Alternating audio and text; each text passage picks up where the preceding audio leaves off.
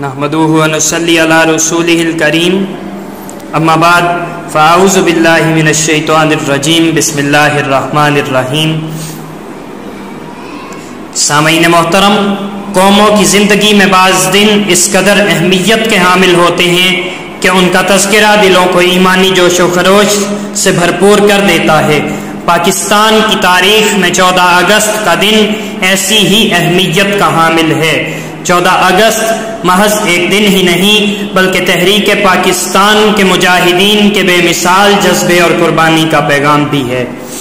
اس دن کی تاریخی عظمت کے پیش نظر آج وطن عزیز کے ہر شہر، ہر قصبے میں خوشی اور مسرت کا جشن منایا جا رہا ہے۔ اس حسین موقع پر میں آپ سب کو جشن آزادی کی مبارکباد پیش کرتے ہوئے غیر معمولی خوشی محسوس کر رہا ہوں۔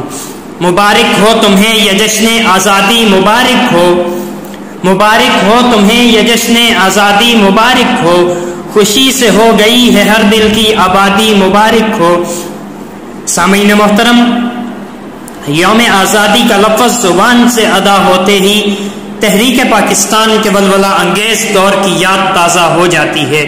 خوشیوں کے گلاب مہکنے لگتے ہیں، یادوں کا قافلہ سفر کرنے لگتا ہے، اور پھر زمانہ تصور میں ابھرتا ہے کہ جب بر صغیر کے مسلمان اپنے عزم اور حوصلے سے اپنے مستقبل کی عمارت تعمیر کر رہے تھے، وہ دور مسلمانوں کے لیے بے پناہ کٹھن اور مشکل دور تھا۔ ایک طرف انگریز تھا جو یہاں 1000 برس حکومت کرنے کے منصوبے بنا رہا تھا، اور دوسری طرف ہندو تھا جو مسلمانوں سے اپنی سینکڑوں برس کی غلامی کا بدلہ چکانے کی سوچ رہا تھا۔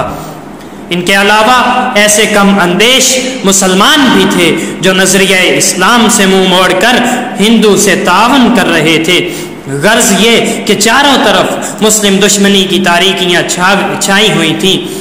اس نازک دور میں قائد اعظم محمد علی جناح آزادی کے سورج کی علامت بن کر ابھرے، آزادی کا وہ سورج جس نے دیکھتے ہی دیکھتے غلامی کی تاریکیوں کا تلسم توڑ دیا اور آزادی کی روشنی سے ماحول جگمگانے لگا۔ قائد اعظم کی قیادت بلا شبہ قدرت کا بہت بڑا انعام تھی۔ وہ قائد جس نے باطل کے سامنے جھکنا نہیں بلکہ جھکانا سیکھا تھا، وہ قائد جس کے لوہے نے ہر لوہے کو کاٹ ڈالا، وہ قائد جس کا کردار صحیح معنوں میں مرد مومن کا کردار تھا۔ ہر لحظہ ہے مومن کی نئی آن نئی شان، کردار میں گفتار میں اللہ کی برہان۔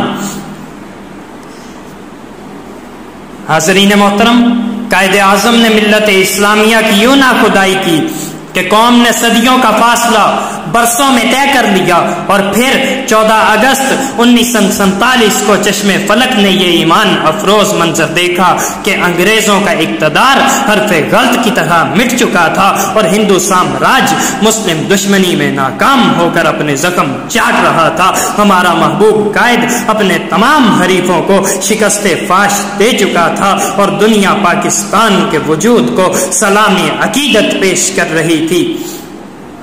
معزز سامعین، تحریک پاکستان کی اصل قوت دو قومی نظریہ اسلام تھی جس نے بر صغیر کے مسلمانوں کو ایک پلیٹ فارم پہ جمع کر دیا تھا، اور فضائیں پاکستان کا مطلب کیا لا الہ الا اللہ کے پرجوش نعروں سے گونج رہی تھی۔ یہ کہنا بے جا نہ ہوگا کہ یہ نظریہ اسلام پاکستان کی حقیقی بنیاد ہے۔